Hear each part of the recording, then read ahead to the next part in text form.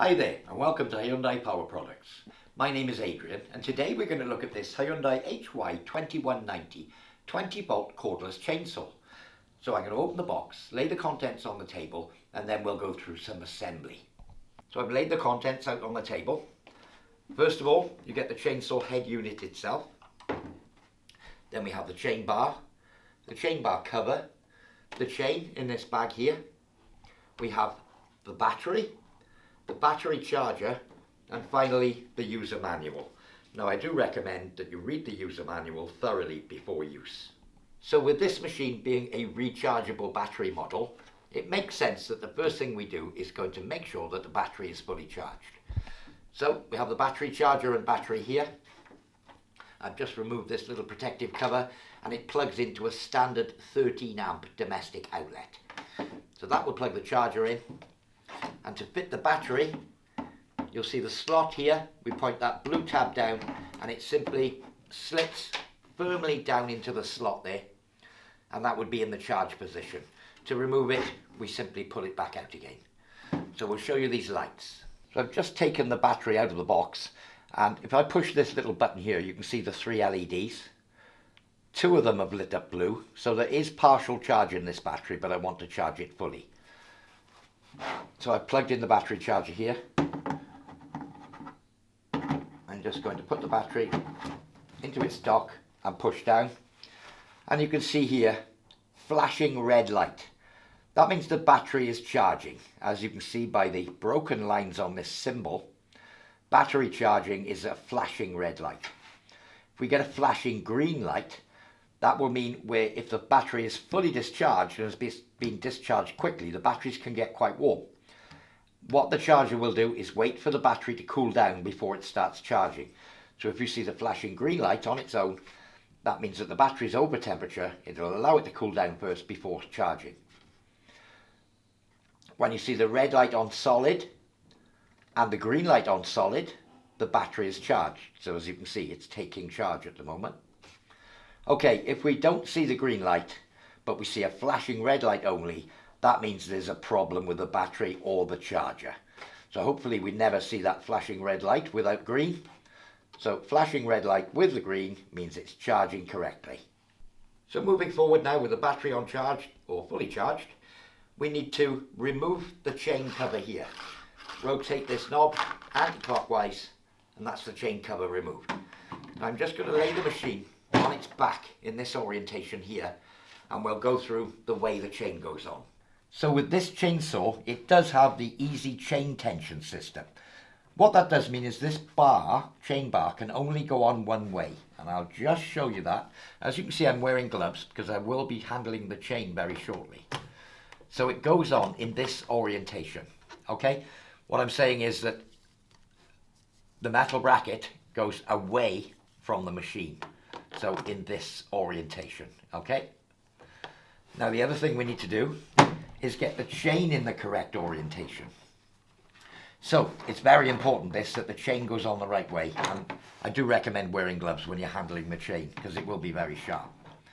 Okay, I've just put it the correct way round, but that said, let me just feed it in here to try and explain this clearly for you. So if we're going to put it on the chainsaw that way, you'll see these little silver coloured links, and the silver coloured links are the cutting teeth. Now there is a small arrow indicated, let me just take my gloves off to get closer, a little arrow here on the chain link. But as you can see, the shape of this link, it's got the long sloping face and then the curved face pointing towards the end of the blade. And this little symbol here shows exactly the same. So if I just pop my gloves back on, I'll just flip that chain over 180 degrees. So turn the chain over. And as you can see, if I put it this way round, that link is now facing the wrong way. So when you're putting them together, just keep an eye on that. If it's facing the wrong way, just flip the chain 180 degrees. Okay, and you'll see that that link, let me just put it in the slot just to show you. You can see that that link now replicates the little picture because the chain cuts in this direction. Okay, so that's the correct orientation for that. Now we need to offer this up to the machine itself. So as I showed a little bit earlier, I've fitted the chain into the groove in the chain bar all the way along, and it's the correct way round. Now I'm still wearing my gloves at this point. Can I just say, as an add-on to the video, that whenever you're using a chainsaw, it's a very dangerous piece of equipment. Even though this is a small battery-powered unit, it's just as dangerous as, let's say, a 20-inch petrol chainsaw. So it's very important that it's only to be operated by trained personnel, and that you're wearing all the appropriate safety wear that's needed for when using a chainsaw. Things can get out of hand very quickly with a chainsaw. So we've established that the chain is the correct way round. We know the bar goes on this way. I'm going to offer it up onto here. Now you'll see some grooves in this gear drive here. We just need to make sure that the chain sits down in those grooves. So as you can see, the chain is sat down on that pulley correctly now, and that chain bar should just sit there, located in a rough position, ready for me to refit the cover. So I'm going to refit the cover now. Back on, exactly the same orientation as I took it off. Just wind the hand wheel, just make sure I'm located, there we are. Just very loosely, just fingertips. So it's not tight in any way, shape or form. As you can see, everything's loose here. So, still loose as I said. I'm going to put the chainsaw the right way up now, and I'm going to sit it there with the end of the chain resting on this piece of wood. What that does is make sure that the chain, or the chain bar, is in the up position on its backlash. So just the end of the chain on that piece of wood. Now, as you can see, the chain is very slack in the bottom here at the moment. When I start doing up this hand wheel, it'll take up the tension on the chain. So if I do that, start tightening it up, the chains come up into place. That's starting to rotate further and further now. And I'll just keep going until that's firm. So, as you can see, that has tensioned the chain. Now, an important thing with these chains and small chainsaws, or large chainsaws as well, is that when you commence use of the chainsaw, the chain over the first minutes and hours of use will do an initial stretch. So this chain will become loose. If the chain becomes loose, it's important that we retension the chain. So this was the initial tensioning. What I'll have to show you now is how to retension it should it become loose. But as you can see, I can lift it out and it'll snap back into the groove. That's correct.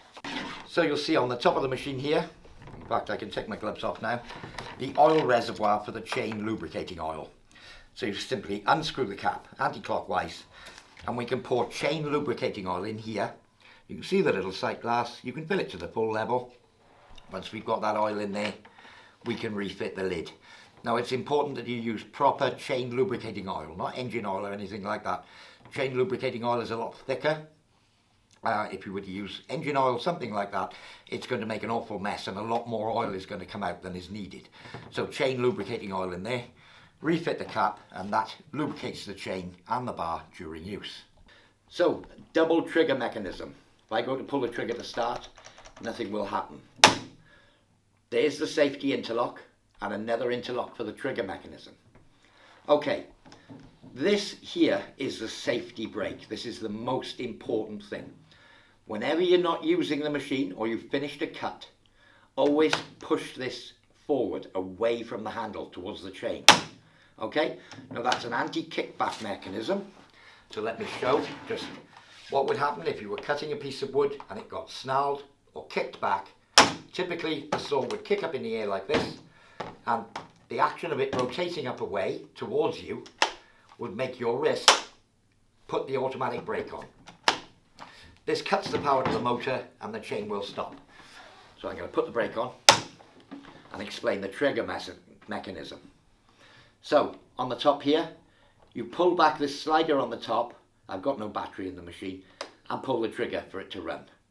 So that machine would now be running. If I let go of the trigger, I would need to pull this back to enable it. Again, it won't work with the chain brake on or with the emergency brake. So for the machine to work, I'd have to switch the brake off by pulling it back, pull this trigger back, pull the trigger, and the chain will rotate. when I want to stop the machine, I'd let go of the trigger and always put that brake on. It stops you starting the machine. Maybe if you're carrying it around and you accidentally pull the trigger, would stop that blade rotating when you don't want it to.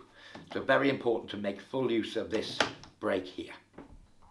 So with my battery fully charged, I can now fit the battery to the machine. I've just put my brake on. It simply slides down in that slot and you push it down hard home to insert the battery. When you want to remove the battery, you push down on this blue tab here. That releases the lock and the battery can be removed. So to insert, push down firmly. To remove, push the lock, remove the battery. Okay. So I'm just going to demonstrate on the bench here, it in use just for a few seconds, just to go through those controls again. Okay, so my chain brake is on. I would expect when I pull the trigger, nothing to happen. Nothing at all. If I pull just the trigger, I can't pull it. I'm just going to run this for 2 seconds in a controlled environment here. I pull back and start the chainsaw. Okay, when I let go of the trigger, it stops. I'll demonstrate the brake as well. As you can see, stopped immediately. I pushed the brake. If I try and start it again, it won't start till I release the brake and go again. Okay, so I think I've gone through all the controls, a few of the safety do's and don'ts. There is a link on this video to a video showing the correct PPE as well, so I do suggest you look at that so you know what protection you should be wearing when using a chainsaw. Well, I do hope you found this demonstration useful. For more information on this or any of our other products, visit www.hyundaipowerproducts.co.uk. I've been Adrian, and thank you for watching.